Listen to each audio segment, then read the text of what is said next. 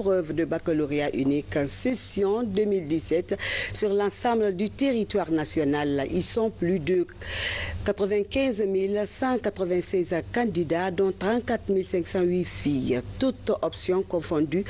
Dans la commune de Dixine, c'est le Premier ministre, chef du gouvernement, qui a procédé au lancement des épreuves accompagné des autorités communales. Retrouvons Ali Badara Kondé, Moussa Komara et Mounir Barry pour ce reportage.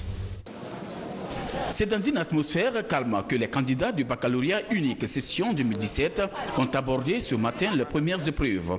Ici, au lycée Ahmed Sékou Touré, dans la commune de Matoto, c'est la première dame de la République en compagnie du ministre de l'enseignement préuniversitaire et de l'alphabétisation qui a procédé au lancement des premières épreuves. L'occasion pour Hadjadjene Kondé d'offrir des médicaments aux candidats à travers son projet Boom.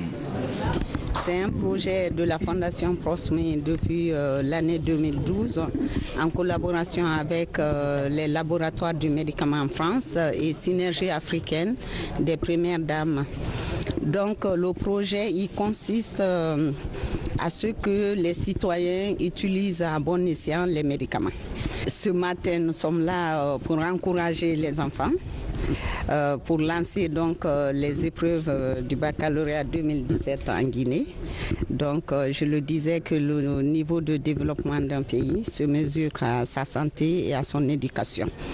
Donc en Guinée, nous allons faire en sorte que le ministre est là, que le taux d'enseignement en Guinée soit relevé. L'histoire retiendra que Mme Kondé Djanakaba a été la première dame de la République de Guinée d'avoir accepté pour la première fois d'être à côté du ministère de l'enseignement préuniversitaire pour lancer officiellement les épreuves dans un centre d'examen. Pour ces raisons, je leur dois beaucoup de respect et je compte sur vous pour le soutien des réformes qu'on est en train de calquer à notre système éducatif. C'est vrai que ce n'est pas facile, mais je pense que les enfants ont compris le sens de ce que nous voulons donner comme enseignement à la future génération. Nous avons besoin de votre accompagnement. Matoto a le plus grand nombre de candidats cette année. Ils sont 21 750 bacheliers, dont 8 673 filles. Dans la commune de Dixine, 2 127 candidats, dont 927 filles, affichent l'ambition de décrocher le baccalauréat. Sur ce, le message du Premier ministre, chef du gouvernement, est bien clair. Je voudrais saisir cette occasion pour rappeler que le gouvernement, d'année en année, œuvre à la qualification de notre système d'éducation, d'enseignement. Donc nous espérons que cette année, les épreuves du bac seront abordées avec sérénité, que l'organisation sera parfaite, mais aussi que nous souhaitons que le maximum de candidats puissent aborder ces épreuves avec sérénité et surtout réussir leur bac. Après la commune de Dixine, nous voici dans la commune de Ratoma. Là également, ils sont au total plus de 14 000 candidats, dont plus de 9 000 filles à passer cet examen. Le ministre de l'Enseignement supérieur et de la Recherche scientifique les invite au calme et à la sérénité. Nous devons faire en sorte que le bac se déroule dans les meilleures conditions possibles et que ceux qui sont ou celles qui sont admises soient vraiment méritent d'aller en classe supérieure, c'est-à-dire à l'université ou dans les centres d'enseignement technique ou les centres de formation également. Partout devant les centres, la sécurité est assurée. Mardi prochain, ils seront face aux dernières épreuves. Les résultats sont attendus dans 2 semaines, selon le ministre de tutelle. Bonne chance à nos candidats. Et puis, dans les communes de Matam et de Kaloum, les candidats ont très tôt rallié ce matin leurs centres respectifs pour le lancement des épreuves. Mais avant d'entrer dans les salles, les candidats ont été soumis à la fouille pour éviter la fraude. L'occasion pour les autorités de prodiguer d'utiles conseils aux candidats à plus de sérieux dans le travail. Moussa Tawel Kamara. Mamadou Adamaba est l'un des candidats au baccalauréat unique session 2017 au compte de la commune de Matam. À 8 heures déjà, ce jeune est présent à son centre d'examen situé à l'école primaire de l'Ansabungi. Avant d'entrer dans la salle, le candidat est soumis à une fouille pour éviter d'éventuelles fraudes. Nous sommes venus prêts ce matin pour affronter les épreuves. Voyons ce qu'on a fait pendant 9 mois pour regarder si on a bien appris. C'est pour nous tester pendant les 4 jours là. Donc moi, personnellement, je suis prêt à affronter les épreuves et je suis sûr que ça va aller. Dans la commune de Kaloum, les mêmes dispositifs sécuritaires et sanitaires sont observés. Les autorités présentes sur le terrain donnent des consignes et encouragent les candidats à plus de sérieux. Nous avons tenu des assemblées générales de sensibilisation de l'ensemble des surveillants face aux interdits pendant le déroulement de ces examens de fin d'année. Aujourd'hui, on lance le bac jusqu'au mardi prochain. Donc c'est surtout un message de sérénité aux jeunes gens qui ont été évalués toute l'année et aussi de chance. Nous savons tous que c'est une journée d'anxiété pour la plupart de ces très jeunes hommes et filles et il s'agit de les calmer pour qu'ils puissent rendre en fait ce qu'ils ont appris toute l'année. Même si les consignes sont données partout, la vigilance doit être de mise pour cet examen qui donne accès à l'université. C'est là pour éviter que les institutions d'enseignement supérieur ne soient remplies d'étudiants de niveau insuffisant. On change de sujet à présent à l'hémicycle. Juste après la clôture de la session des lois 2017, une mission parlementaire s'est déjà déployée sur le terrain pour s'assurer de l'application effective des textes de loi ratifiés. La commission défense et sécurité était au département, de justice pour toucher du doigt les réalités et encourager le département de la justice pour les efforts enregistrés. On fait le point avec Robert Siditono. Ces derniers temps, beaucoup d'efforts sont enregistrés au département de la justice dans le cadre de nouvelles réformes enclenchées par le département. Dans son rôle de contrôle de l'action gouvernementale, l'Assemblée nationale, à travers sa commission défense et sécurité, vient toucher du doigt cette réalité et encourager les efforts consentis au sein de ce département. L'occasion a été mise à profit pour passer au peigne fin quelques préoccupations du ministère. Nous avons décidé ensemble de mettre un cadre de travail en place pour que nous puissions venir souvent nous informer, nous approprier des décisions, en tout cas de tout ce qui se passe au niveau du ministère de la Justice dans le cadre de la réforme. Au cours des travaux de la session ordinaire des lois 2017 qui viennent de s'achever, l'Assemblée nationale a ratifié plusieurs lois allant dans le cadre de la réforme de l'appareil judiciaire guinéen. Le département s'est réjoui du travail abattu et les engagements ont été pris au cours de cette rencontre pour la mise en application très prochaine de ces textes de loi. On a eu donc des échanges de vues sur les différentes procédures dans ce pays, sur les différentes réformes, notamment le code pénal, le tribunal militaire, notamment le code de justice militaire. Alors il est évident qu'en matière de justice, les réformes se font parcimonieusement, lentement, parce que si on va vite, on se casse la figure. Et si on va vite, ça veut dire qu'on va piétiner aussi le citoyen. Donc il faut aller doucement, mais sûrement. Et surtout ne pas reculer. Et c'est ce qui se passe dans les autres pays, donc la Guinée ne fait pas exception à la règle. Cette visite est la suite logique des séries de visites engagées par la Commission défense et sécurité de l'Assemblée nationale dans tous les secteurs relevant de sa juridiction. Il faut renforcer les capacités des agences de l'EDG pour rendre l'entreprise plus forte. C'est l'ambition du nouveau administrateur de cet établissement public.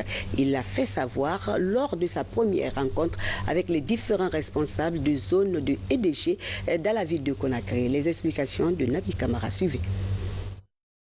Ils sont les représentants des 11 agences commerciales de l'EDG dans la ville de Conakry à prendre part à cette première rencontre initiée par leur administration générale. Objectif, définir une stratégie de redressement de l'entreprise dans le cadre du contrat de gestion passé entre l'EDG et le gouvernement guinéen.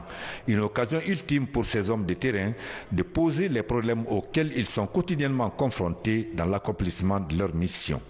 Nous, chargés de jour, avons des difficultés dont, entre autres, manque de dotation périodique d'outillage et d'équipement, manque de formation continue, la classification de tous les chargés de jour de la classe 12 à la classe 15, confirmation des les chargeurs de jaunes postés sans décision depuis 2 ans, les badges 68-69. Pour l'administration générale, il faut aplanir ces difficultés évoquées par les travailleurs pour donner vie à EDG en vue d'honorer ses engagements vis-à-vis des populations et de l'État.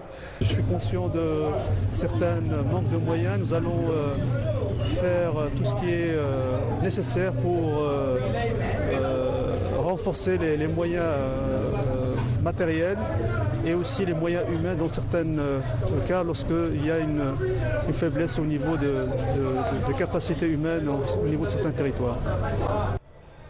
Ces agents des zones se sont félicités de l'atmosphère qui a prévalu au cours de cette première rencontre avec leurs responsables au plus haut niveau, avant de promettre qu'ils vont travailler dans l'intérêt exclusif de l'EDG. Et puis à Guékédou, où une ONG s'engage dans la défense des droits de la jeune fille. La structure dénommée Femmes et Développement entend désormais s'impliquer sur le terrain pour lutter contre les formes de violence basées sur le genre.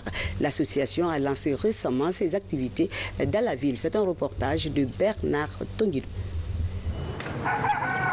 Guékédou, l'une des localités de la région forestière où sévissent encore les formes de violence basées sur le genre. Préoccupée par ces constats, l'ONG Femmes et Développement s'engage dans la lutte contre les pratiques discriminatoires à l'endroit des enfants en général et de la jeune fille en particulier. Au cours de cette rencontre tenue au centre culturel de la préfecture, les membres de l'association dénoncent les différents types de violences basées sur le genre. La structure FEDEV plaide en faveur de l'implication de tous les acteurs sociaux en vue d'une meilleure protection des enfants. La stratégie pour dénoncer et lutter efficacement contre les pratiques sociales culturelles néfastes à l'égard des enfants reste sans aucun doute l'éducation, la sensibilisation et l'information de la communauté tout entière, en vue d'une prévention durable de ces fléaux. Aussi, à la faveur de la cérémonie qui nous rassemble ce jour, je voudrais lancer un appel à tous les acteurs sociaux, communautés, familles, leaders religieux et traditionnels, organisations de la société civile, entreprises citoyennes, administrations publiques, partenaires au développement en vue de mener une réflexion profonde sur la question des pratiques sociales culturelles néfastes. L'engagement de l'ONG FEDEV est salué par des autorités préfectorales et la société civile. Tous s'accordent à fédérer les efforts pour permettre l'intégration de 50% des femmes et filles déshéritées de Guékédou d'ici fin 2018. Cette ONG vient s'ajouter aux ONG qui luttent déjà dans le cadre du mariage précoce et des enfants à Guékédou. Ce que je peux dire, c'est que c'est une belle initiative à encourager. L'ONG touche la vie des jeunes femmes et des jeunes garçons. L'ONG lutte pour le développement de cette couche très sensible. Tout cela, ça fait partie de la politique du gouvernement du professeur Alpha Condé. Pour atteindre ces objectifs, l'ONG Femmes et Développement envisage d'entreprendre des sensibilisations publiques sur l'éducation de la jeune fille, l'alphabétisation et la création des activités génératrices de revenus comme la saponification, le maraîchage, la teinture, la couture, la coiffure et autres métiers. Santé pour parler de l'Agence nationale de sécurité sanitaire qui a dressé son bilan d'un an d'exercice hier jeudi. Un bilan axé sur la lutte contre de nombreuses maladies à épidémiques, parmi lesquelles figurent la rougeole et la fièvre jaune, dont la propagation a été rompue grâce au plan de riposte par l'agence et ses partenaires. Une occasion mise à profit pour inaugurer le premier musée Ebola, comme nous dit Adiatou Bari dans ce reportage. C'est le berceau de la plus jeune patiente guérie d'Ebola. Youbé, de son nom de code, a fait son traitement au CTE de Nongo dans ce berceau. Depuis 2015, il est conservé soigneusement. Aujourd'hui, l'objet fait partie des premières pièces muséales du musée d'Ebola.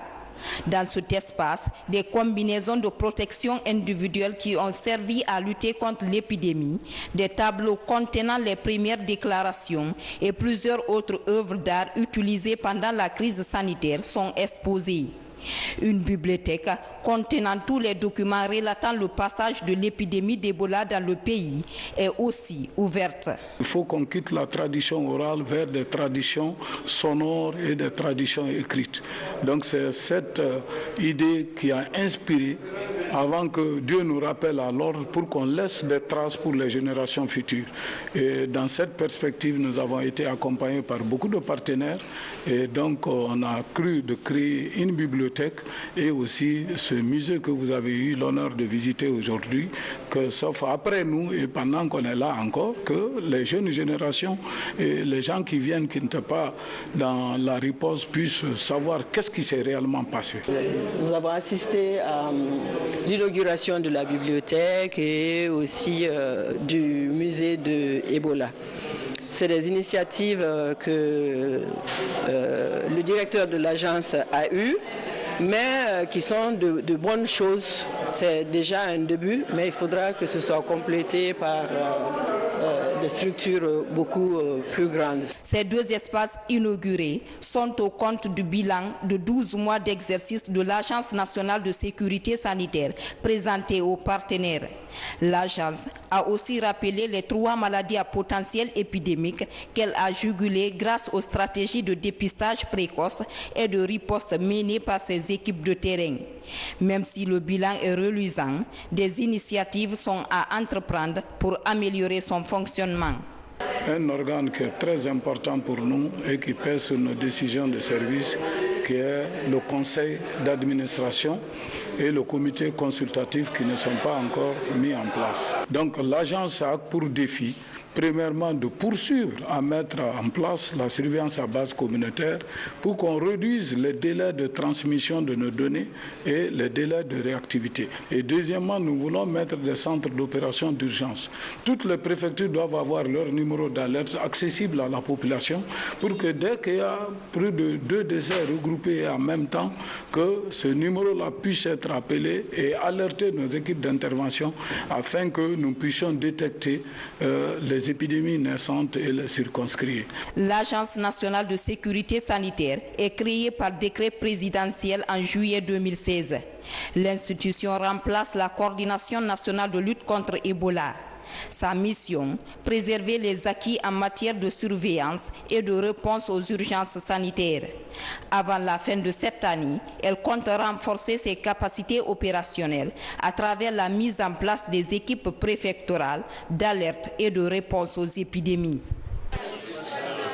Religion pour parler de la prise de contact hier entre les membres de la Commission nationale d'appui au pèlerinage et les coordinations des agences de voyage. C'est le centre islamique de Donka qui a servi de cadre à cette rencontre. Ces acteurs impliqués dans le processus de l'Hajj ont discuté des dispositions à prendre en vue de faire des opérations du pèlerinage 2017 un véritable succès. N'est-ce pas Fatima Diallo?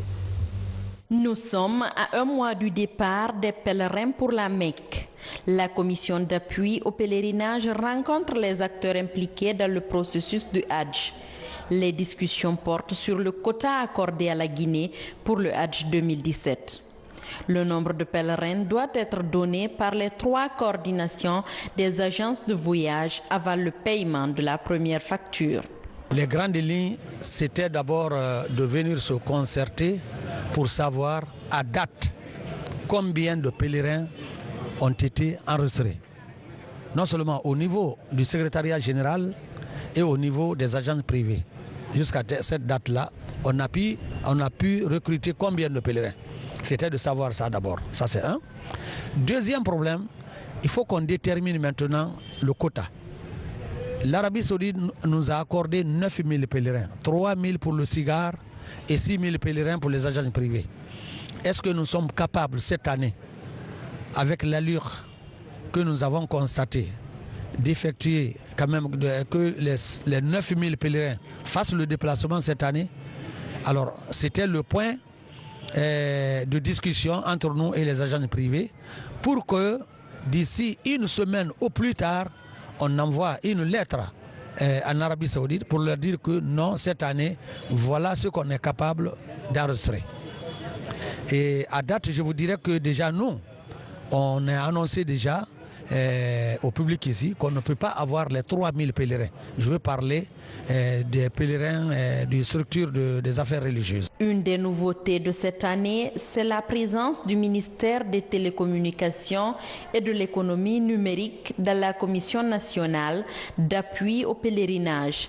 Ce délégué du secteur du numérique va s'assurer de l'effectivité de la maîtrise du numérique dans les opérations du Hajj. De par notre expertise, nous venons accompagner le secrétariat général des affaires religieuses à la maîtrise complète du système qui a été fourni par les Saoudiens, à l'utilisation, donc à l'émission de l'enrôlement du pèlerin jusqu'à sa venue au lieu saint de l'islam, Médine, Makka, jusqu'à son retour de Jeddah à Conakry. Donc tout ce processus qui est géré sur les aspects de logement, de nourriture, de transport et de programmation sont gérés au niveau du système informatique. Donc aujourd'hui, par ma personne et avec l'ensemble des informaticiens des agences de voyage et du SIGAR, nous allions faire une meilleure maîtrise de ce processus. Autre nouveauté, la décentralisation de la mobilisation des candidats au Hajj. L'objectif fondamental que la Commission vise avec le soutien des autorités et de tous les acteurs du pèlerinage, c'est de moins fatiguer le pèlerin guinéen. Que les gens viennent passer des journées entières au centre islamique ou que ce soit à la grande mosquée, ce n'est pas la peine. Qu'on regroupe 1000 personnes. D'autres viennent, ils ne sont jamais sortis du village. Ils se retrouvent à Conakry, on vient les mettre ici. Tous les matins, ils sortent et avec les embouteillages, surtout qu'il y a, ce que j'ai évoqué. Nous-mêmes, nous souffrons aujourd'hui des embouteillages et la difficulté du déplacement. Même si tu as l'argent, c'est difficile de trouver un taxi. Ces gens n'ont pas de moyens. Comment faire qu'on les rapproche, que les autorités se rapprochent d'eux dans leur zone de résidence? Donc c'est pourquoi on a suggéré fortement que les regroupements se fassent au niveau des 5 communes. Que soit, si c'est les pèlerins du SIGAR, le SIGAR n'a qu'à trouver des points de regroupement au niveau de chacune des communes où ces pèlerins de Conakry, ces pèlerins de l'intérieur peuvent être regroupés. Il va désigner ces cadres qui vont les sensibiliser, les donner les informations. On va afficher les informations là-bas, au lieu que les gens quittent 36, Anta, Daboupa pour venir tout le temps au centre islamique. Comment faire? Et c'est ça, un des objectifs de fond de la Commission, c'est comment créer de nouvelles facilités pour que certaines difficultés du passé, nous puissions les avoir derrière nous. Par ailleurs, les négociations se poursuivent en vue de trouver une compagnie pour le transport des pèlerins guinéens. Aussi, une fois à la Mecque, ces pèlerins n'auront pas droit à leur traditionnel pécule fixé à $200 l'année dernière. Cette année, l'Arabie Saoudite a accordé 9000 places à la Guinée pour le voyage au lieu saint de l'islam. Les inscriptions sont déjà ouvertes. Elles prendront fin le 25 juillet. Et puis en bref, ouverture ce matin du sommet G20 à Hambourg en Allemagne. À l'ordre du jour, le climat, la lutte contre le terrorisme et l'évasion fiscale. Le président américain Donald Trump, son homologue russe Vladimir Poutine et la première ministre britannique Theresa May prennent part aux travaux. Un tête-à-tête franc et direct a eu lieu cet après-midi entre le responsable du Kremlin et le locataire de la Maison-Blanche en marge de ce sommet. Le président Alpha Condé, président en exercice de l'Union africaine, prend également part à cette rencontre du G20. Et voilà qui met fin à cette édition d'information. À la réalisation, Alpha Issiagaba, sous l'œil vigilant de Kerno Maroufba. Merci aux téléspectateurs qui nous suivent sur la télévision nationale. Je vous retrouve demain, Inch'Allah, pour d'autres infos. Bonsoir.